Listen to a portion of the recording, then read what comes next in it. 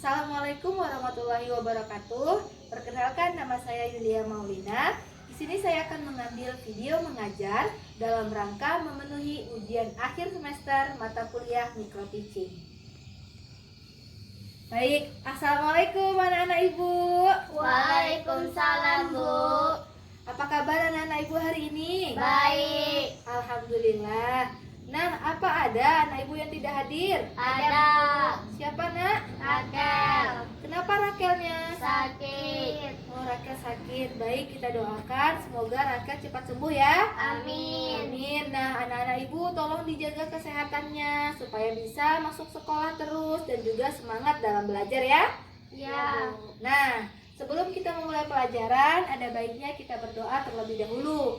Silakan anak Ibu Faiz sebagai ketua kelas dipimpin doanya. Baiklah, kawan-kawan, sebelum kita memulai pelajaran ini, baiklah kita berdoa. Doa dimulai. Doa selesai. Baik, terima kasih Faiz ya. Siap anak-anak Ibu untuk belajar? Siap. Nah, kalau siap untuk belajar, Ibu mau memberitahu sesuatu terlebih dahulu, di mana anak-anak Ibu yang semangat dan juga aktif pada pelajaran kali ini akan mendapatkan banyak bintang pada presensinya. Siapa yang mau punya banyak bintang? Saya, Bu. Nah, bagus sekali.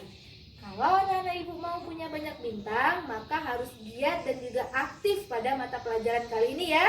Ya. Siap? Siap. Baik. Nah, anak-anak Ibu, sebelum kita memulai materi pelajaran hari ini, Ibu ingin bertanya terlebih dahulu, ada nggak anak Ibu yang ingat apa mata pelajaran ataupun materi yang kita pelajari pada minggu lalu? Saya, Bu. Ya, Faiz, apa nak? Norma. Norma, benar. Apa itu norma, Faiz? Lupa, Bu. Lupa, ada yang ingat? Saya, Bu. Ya, Resti. Peraturan yang mengatur perilaku masyarakat. Pintar, benar ya. Apa yang dikatakan oleh teman kita Resti itu benar. Bahwa norma itu adalah sekumpulan aturan yang mengatur perilaku masyarakat yang sesuai dengan apa yang dikehendaki oleh masyarakat itu sendiri ya nak ya. Norma itu ada apa? Ada berapa Bu? Ada 5. Apa saja Bu? Norma agama, norma kesopanan, norma kesusilaan, norma hukum, dan juga norma adat istiadat atau kebiasaan. Oke, diingat-ingat lagi anak ya, dipahami lagi materi minggu lalu. Nah, sekarang kita akan mempelajari materi KD 3.3, yaitu keberagaman suku, agama, ras, dan antar golongan dalam bingkai Bhinneka Tunggal Ika. Pada materi ini nak, ada beberapa tujuan pembelajaran yang harus anak-anak Ibu capai. Apa saja Bu? Yang pertama, anak-anak Ibu harus mengetahui dan juga memahami apa sih arti keberagaman, apa arti suku, arti agama, antar golongan, dan juga Bhinneka Tunggal Ika. Kemudian anak-anak Ibu juga mampu menjelaskan apa saja yang menjadi faktor yang menyebabkan adanya keberagaman di Indonesia. Yang ketiga, anak-anak Ibu mampu untuk menyebutkan contoh keberagaman yang ada di lingkungan anak-anak Ibu. Baik itu lingkungan sekolahkah, lingkungan keluarga, ataupun lingkungan masyarakat. Dan yang terakhir, anak-anak Ibu mampu menunjukkan sikap toleransi, saling menghormati, saling menghargai antar teman yang berbeda suku, pendapat, ataupun agama. Bisa dipahami? Bisa. Baik, bisa dipahami sampai sini ya? Kalau bisa, kita lanjut masuk kepada materi pelajaran kita. Keberagaman suku, agama, ras, dan antar golongan dalam bingkai Bhinneka Tunggal Ika. Nah, keberagaman. Ada tidak anak Ibu yang masih ingat pada tingkat sekolah dasar? Arti keberagaman itu apa ya? Saya, Bu. Ya Resti. Banyak. Benar. Saya, Bu. Berbeda. Bagus. Nah, pintar anak Ibu.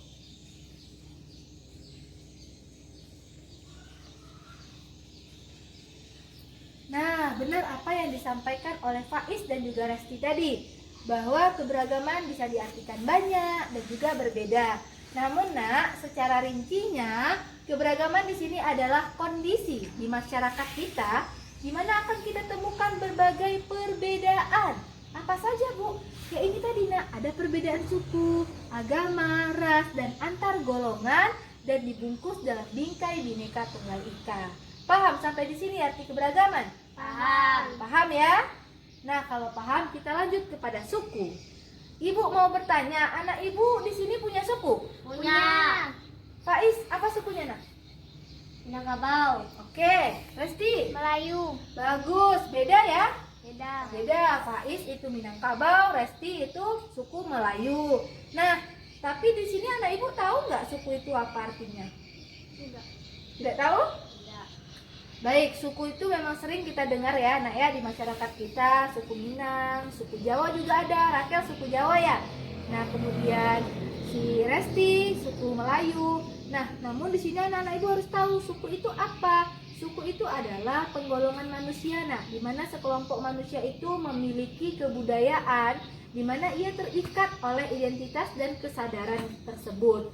Nah, kesadaran dan identitas ini diperkuat oleh kesatuan bahasa. Tadi Faiz kan suku Minang. Faiz juga memiliki bahasa daerah. Bahasa daerahnya Minang. Resti Melayu, bahasa daerahnya juga Melayu. Akan berbeda bahasa daerah dari Resti dan juga Faiz. Benar ya? Benar. Nah, kalau di sekolah kita harus menggunakan bahasa nasional, yaitu bahasa Indonesia. Pintar anak ibu. Nah, paham di sini apa arti suku nak? Paham. Paham ya? Jadi suku itu adalah sekelompok manusia yang memiliki kesatuan budaya dan dia terikat oleh kesadaran dan identitas budayanya tersebut ya. Oke, kita masuk kepada yang kedua, agama. Anak ibu punya agama? Punya. Agama apa? Islam. Baik, mungkin di sini kita agama Islam semuanya.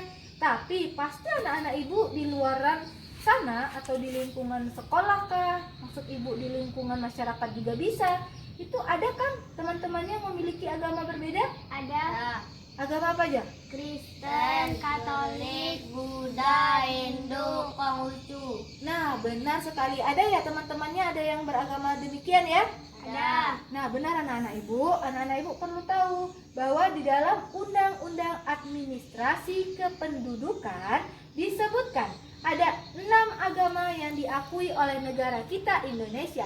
Apa saja Bu? Pertama, Islam. Kedua, Hindu. Buddha, Konghucu, kemudian Protestan dan juga Katolik. Ingat ya, ada berapa agama yang diakui oleh Indonesia? 6. 6. Nah, itu adalah 6 agama yang diakui oleh Indonesia. Lantas agama itu apa, Bu? Ada yang tahu nggak? Agama itu apa? Coba tunjuk tangan. Tidak. Tidak tahu? Tidak. Agama itu mengatur hubungan kita sama Allah nggak? Tidak. Terus mengatur apa lagi? Hubungan apa lagi? Masyarakat. Hubungan masyarakat. Terus? Ada lagi nak? Nggak ada? Ya, jadi benar ya bahwa agama itu nak dapat kita artikan bahwa suatu sistem peribadatan ataupun keimanan kita kepada Tuhan Yang Maha Esa dan juga merupakan sistem kaidah yang mengatur hubungan masyarakat seperti yang disampaikan Resti, yakni hubungan manusia dengan manusia lainnya dan juga hubungan manusia dengan alam. Nah, jadi Bu, apakah kita sama alam harus berbuat baik juga, Bu? Benar, sama alam kita juga harus berbuat baik. Kita tidak boleh merusak lingkungan, tidak boleh buang sampah sembarangan. Nah, apakah sama hewan kita juga harus berbuat baik, Bu? Nah, benar. Jadi kita tidak boleh menyiksa hewan ya, Nak ya. Kita harus berbuat baik juga dengan hewan. Kita juga harus bersikap baik dengan lingkungan kita dengan cara tidak merusaknya dan juga tidak membuang sampah sembarangan. Nah, bagus. Baik, kemudian yang ketiga adalah ras. Nah, coba anak ibu saling lihat satu sama lain. Ayo. Ayo. Ada yang berbeda? Ada. Apa anak yang berbeda? Kulit, rambut. Apalagi? Coba lihat ayo. Nah, benar ya. Oke. Yang disampaikan oleh Resti dan Faiz tadi benar. Ada perbedaan warna kulit, ada juga perbedaan bentuk rambut. Di mana ada kawan-kawan kita yang berwarna kulit putih, ada juga yang Sawo mata. benar, apalagi Kuning langsat. betul, apalagi Hitam. hitam. Nah, benar. Kemudian bentuk rambut juga ada yang berbeda, Bu. Iya, apa saja, Bu? Lurus, keriting, bom, Ya. ikan. Nah, pintar sekali. Nah, itulah nak yang disebut dengan ras. Apa Bu? Yaitu penggolongan manusia berdasarkan ciri-ciri fisik yang melekat pada tubuhnya, baik itu warna kulit kah ataupun bentuk rambutnya. Mengerti? Mengerti. Nah, anak-anak ibu perlu diketahui bahwa di daerah kita atau wilayah Indonesia ini nak, untuk Sumatera, Jawa itu dikatakan rasnya Malayan Mongoloid. Sementara teman-teman kita yang ada di timur, di Papua, itu rasnya dikatakan Melanesoid. Nah, kemudian bagaimana Bu dengan yang turunan ataupun campuran? Ada turunan dari Tionghoa ataupun Jepang, Korea Selatan, itu disebut dengan ras Asiatik Mongoloid. Kemudian kalau yang turunan dari Amerika Bu, Eropa Bu, kulitnya putih sekali. Itu rasnya apa? Rasnya Kaukasoid. Nah, Kaukasoid ya. Jadi ada 4 ras ya nak ya. Bisa dipahami sampai situ? Bisa. Mengerti ya? Mengerti. Nah, baik. Kemudian antar golongan. Anak-anak ibu, perbedaan yang ada di masyarakat kita bukan hanya perbedaan suku, agama, dan juga ras saja, tetapi ada yang dikatakan keberagaman masyarakat. Apa sih Bu artinya? Benar, pertanyaan seperti itu? Benar. Benar ya? Apa sih Bu keberagaman masyarakat? Nah, keberagaman masyarakat itu nak adalah suatu keberagaman di masyarakat Indonesia berdasarkan kepada 2 struktur. Apa saja Bu? Struktur vertikal dan juga struktur horizontal. Nah, untuk struktur horizontal tadi ini nak, ada perbedaan suku, agama, dan juga ras seperti yang telah Ibu jelaskan tadi ya. Untuk yang vertikal gimana Bu? Kalau perbedaan vertikal itu nak, atau struktur vertikal itu berkaitan dengan perbedaan masyarakat berdasarkan kepada lapisan atas dan juga lapisan bawah, di mana penggolongannya ini berdasarkan kepada kekuatan ekonomi yang dimiliki oleh masyarakat. Sering ya anak-anak ibu mendengar kata ada yang kaya, ada yang sederhana, ada yang kurang mampu, benar? Benar. Nah, di masyarakat kita sering kita temukan yang begitu ya nak ya. Nah, hal yang demikian itu nak menyebabkan adanya perbedaan hak dan kewajiban dari masyarakat kita berdasarkan lapisan atas dan lapisan bawahnya tadi. Paham sampai di sini? Paham. Paham? Paham. Baik, Ibu lanjut kepada bingkai Bhinneka Tunggal Ika. Nah, Bhinneka Tunggal Ika sudah sering sekali kita dengar. Benar? Benar. Siapa yang masih ingat? Resti dari duluan ya? Ya. Apa arti Bhinneka Tunggal Ika nak? Walaupun berbeda-beda tetapi tetap satu jua. Bagus. Faiz tadi mau jawab apa? Walaupun berbeda-beda tetapi tetap satu jua. Bagus. Nah, sama ya jawabannya. Benar sekali nak. Bhinneka Tunggal Ika itu artinya walaupun kita berbeda-beda tetapi tetap satu juga. Kita satu sebagai tanah air Indonesia, bangsa Indonesia. Oke? Nah, Bhinneka Tunggal Ika ini nak merupakan semboyan negara kita. Semboyan negara ini terletak di lambang negara Garuda Pancasila. Biasanya Garuda Pancasila akan dipajang di depan kelas ya. Jadi ingat ya nak ya, kalau Bhinneka Tunggal Ika itu adalah semboyan negara, sementara Garuda Pancasila adalah lambang negara. Nah, perlu anak-anak ibu ketahui bahwa tulisan Bhinneka Tunggal Ika ini terdapat di dalam kitab Sutasoma, karangan dari Empu Tantular. Pintar sekali, masih ingat ya, itu pelajaran SD kelas 5. Nah, selanjutnya materi kita tentang faktor apa saja yang menyebabkan keberagaman di Indonesia.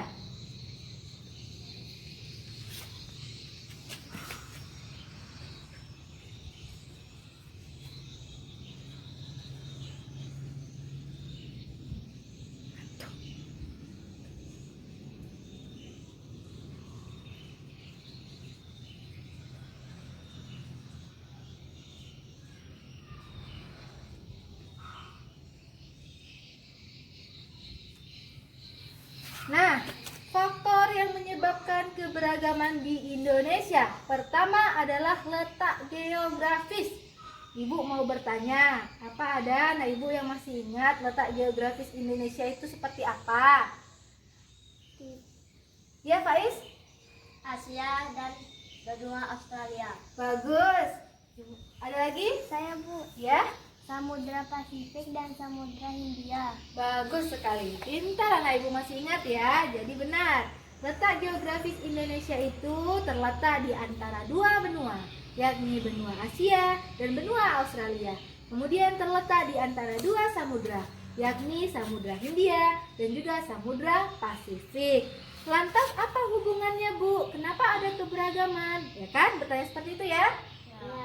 Nah, karena letak geografis kita yang demikian, nak, kita menjadi jalur perdagangan internasional, di mana banyak kapal-kapal asing yang membawa barang dagangannya itu singgah di Indonesia, nak.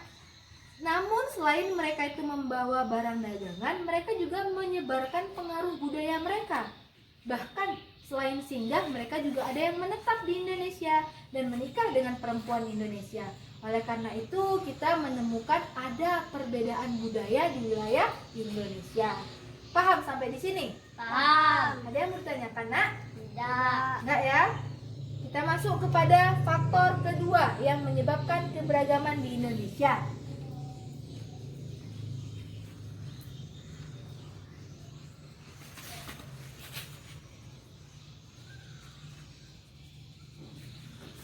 Faktor kedua adalah kondisi negara kepulauan. Ada yang pernah mendengar negara kepulauan? Kata tersebut pernah mendengar? Pernah. Apa artinya, Resti? Lupa? Lupa. Beribu-ribu pulau. Ingat? Nggak ingat ya? Baik, Ibu jelasin. Negara kepulauan itu, nah, artinya kita itu adalah sebuah negara yang terdiri dari beribu-ribu pulau. Selain kita memiliki 5 pulau besar yang terkenal, yaitu Pulau Sumatera, Jawa, Kalimantan, Sulawesi, Papua. Nah, benar sekali. Selain 5 pulau besar itu, nak, kita juga memiliki pulau-pulau kecil, banyak sekali, beribu-ribu. Oleh karenanya kita dikatakan sebagai negara kepulauan. Nah, kemudian kenapa Bu bisa ada keberagaman? Karena akses antara masyarakat yang satu dengan masyarakat yang lain yang berbeda pulau tadi, nak, sulit sekali. Sehingga masyarakat di Pulau Sumatera akan mengembangkan budayanya sendiri, dan juga masyarakat di Pulau Jawa mengembangkan budaya mereka sendiri pula sesuai dengan tingkat kemajuan dan lingkungan dari masyarakat sekitar. Begitupun dengan Papua, Sulawesi, dan juga Kalimantan. Ada paham sampai di sini? Paham. Paham ya? Jadi karena kondisi negara kepulauan itulah yang menyebabkan adanya perbedaan budaya, agama, bahkan peranan laki-laki dan perempuan juga berbeda. Paham? Paham. Baik, kita masuk kepada faktor ketiga.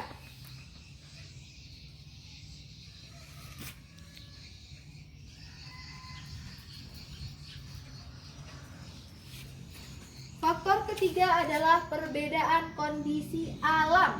Apa maksudnya, Bu? Ya, kondisi alam wilayah Indonesia ini berbeda-beda, nah. Ada yang dataran Tinggi, ada yang rendah, kemudian pegunungan, pantai. Nah, bagus, pintar-pintar anak ibu ya. Betul. Ada perbedaan kondisi alam kita itu pegunungan, dataran tinggi, dataran rendah, dan juga pantai. Nah, hal ini mengakibatkan mata pencahariannya juga beda.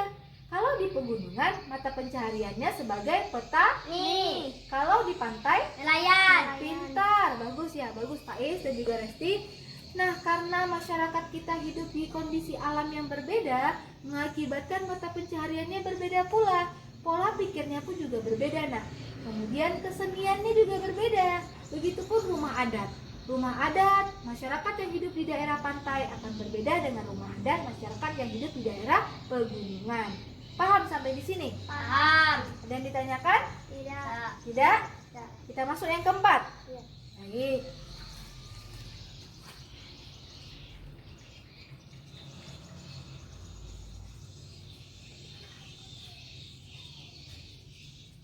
Nah, faktor yang menyebabkan keberagaman di Indonesia yang keempat adalah penerimaan masyarakat.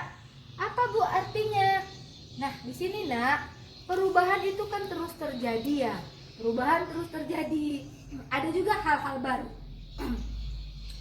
Nah, terkait dengan hal-hal baru ini, ada masyarakat kita yang mau untuk menerima hal-hal baru tersebut. Namun juga ada masyarakat kita yang tidak mau menerimanya. Di mana masyarakat perkotaan itu lebih mau, lebih terbuka untuk menerima hal-hal baru, sehingga terjadi yang namanya akulturasi. Ada yang tahu apa akulturasi? Yang tahu? Tidak. Baik, kalau tidak tahu Ibu kasih tahu ya. Akulturasi itu adalah campuran dari dua buah budaya, sehingga membentuk budaya baru tanpa meninggalkan budaya yang lama. Itu akulturasi. Paham? Paham. Nah, oleh karenanya di masyarakat kota itu akan lebih banyak, lebih beragam budayanya karena mereka cenderung mau menerima perubahan. Sementara masyarakat desa itu cenderung kokoh. Mereka mempertahankan apa yang sudah ada sebelumnya dan tidak mau menerima perubahan. Sampai di sini paham? Paham. Bu, ya Resti? Apakah keberagaman tidak menghambat persatuan dan kesatuan bangsa Indonesia? Waduh, bagus sekali ya, bagus apa yang ditanyakan oleh Resti. Nah, jawaban untuk pertanyaan Resti tadi ada yang bisa untuk menjawab? Tidak. Ais bisa? Tidak? Baiklah, kalau gitu Ibu yang akan menjawab ya. Nah, pertanyaan Resti ini berkaitan dengan tujuan pembelajaran kita yang keempat, di mana Ibu sebutkan kita harus bisa menunjukkan sikap toleransi dan juga menghargai. Nah, apakah keberagaman ini menjadi penghambat, Bu? Justru tidak, merupakan sebuah kekayaan dan juga anugerah Tuhan yang harus kita syukuri kalau kita bisa toleransi terhadap perbedaan.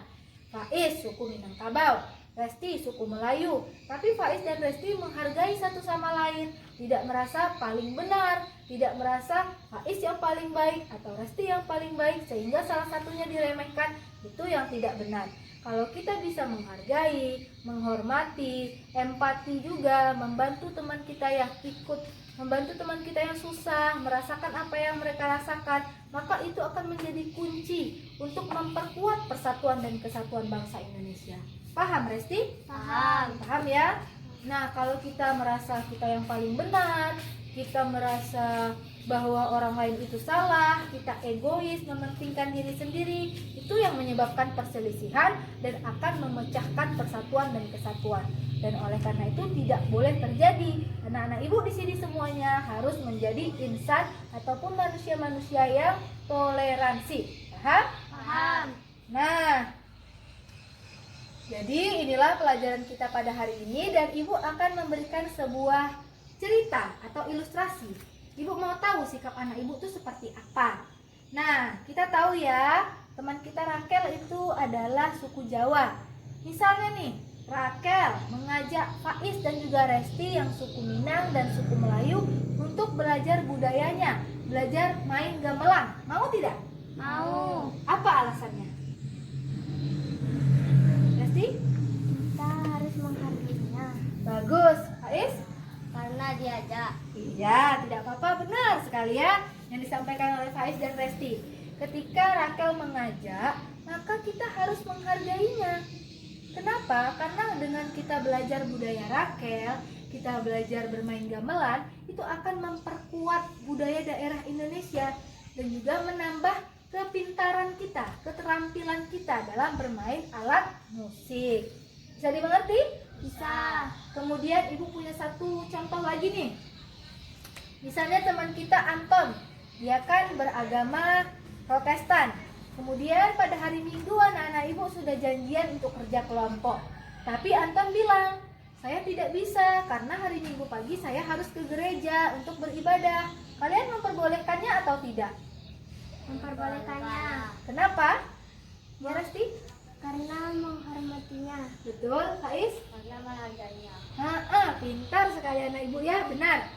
Ketika Anton izin untuk mengerjakan ibadahnya pada hari Minggu, maka kalian harus memperbolehkannya, membiarkannya untuk melaksanakan ibadahnya.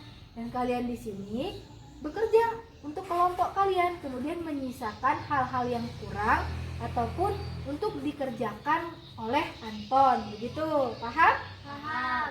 Nah, sampai di sini ada yang mau ditanyakan? Tidak. Udah paham ya, Nak ya? Sudah. Baik. Dari apa yang sudah kita pelajari pada hari ini, Ibu simpulkan ya nak, bahwa keberagaman itu kondisi di dalam masyarakat kita, di mana kita temukan berbagai perbedaan. Ada perbedaan suku, agama, ras, jenis kelamin, bahkan perbedaan sifat dan juga karakter termasuk dalam bentuk perbedaan di Indonesia. Nah, perbedaan itu dibingkai oleh Bhinneka Tunggal Ika sebagai semboyan negara kita. Apa tadi semboyan negara kita? Bhinneka Tunggal Ika. Kalau lambang negara? Garuda. Bagus sekali, pintar. Garuda Pancasila adalah lambang negara kita ya, Nak, ya. Nah, untuk faktornya sendiri ada 4 yang menyebabkan keberagaman di Indonesia. Pertama, letak geografis. Kedua, Kondisi negara kepulauan. ketiga, Perbedaan kondisi alam. keempat. Penerimaan masyarakat. Bagus. Nah, jadi benar ada 4 ini ya nak ya yang menjadi faktor penyebab keberagaman di Indonesia. Dan untuk sikapnya sendiri kita harus menunjukkan sikap toleransi, menghormati, dan juga menghargai satu sama lain dengan teman kita yang berbeda. Paham sampai di sini? Paham. Nah, Ibu harap anak-anak Ibu bisa memahaminya dengan baik, kemudian mengulang lagi apa yang telah kita pelajari di sekolah, diulang kembali di rumah untuk dibaca-baca dan dipahami. Karena ini akan Ibu tanyakan lagi pada minggu depan. Paham? Paham. Kemudian untuk tugas, Ibu berikan tugas ya. Silahkan anak-anak Ibu baca pada buku PPKN yakni bab 5 tentang persatuan dan kesatuan Indonesia. Ada yang mau ditanyakan tentang tugasnya? Tidak. Tidak ya? Jadi jelas ya, Ibu minta anak-anak Ibu untuk membacanya karena Ibu akan menanyakan pada minggu yang akan datang. Begitupun dengan materi yang telah kita pelajari hari ini. Paham, Nak? Paham. Baik, kalau sudah paham, Ibu rasa sampai di sini materi kita pada pembelajaran hari ini. Oleh karena itu, Ibu minta sekali lagi sama anak-anak Ibu untuk jaga kesehatan dan semangat dalam belajar.